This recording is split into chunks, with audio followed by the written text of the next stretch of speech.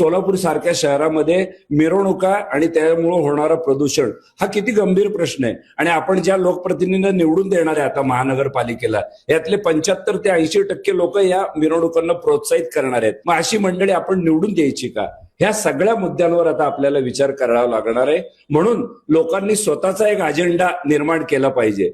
सोलापुरातल्या काही मंडळींनी एकत्रित येऊन त्याच्यावरती मुद्दे मांडले पाहिजेत आणि या मूलभूत सुविधा आणि सोलापुरात आम्हाला शांत जीवन जगण्याच्या दृष्टीने सगळ्या या सुविधा द्या, ही मागणी केली पाहिजे. आणि मतदान करताना माझा अजूनही लोकांना आग्रही भूमिका आहे, तुम्ही जात धर्म गट पक्ष यापेक्षा स्थानिक निवडणुकांमध्ये स्थानिक मुद्द्यांवर आधारित आपण मतदान केलं पाहिजे, त्यासाठी सक्रिय राहिलं पाहिजे असं मला वाटते. हा अजेंडा प्रामाणिकपणे राबवला गेल्यासाठी कायमस्वरूपी जनतेचा एक मोठा दबाव गट आपण निर्माण केला पाहिजे. मग तो कुठल्याही पक्षाचा उमेदवार असू द्या, त्याला आपण ह्या दबावाने जेरीला आणलं पाहिजे असं माझं मत आहे.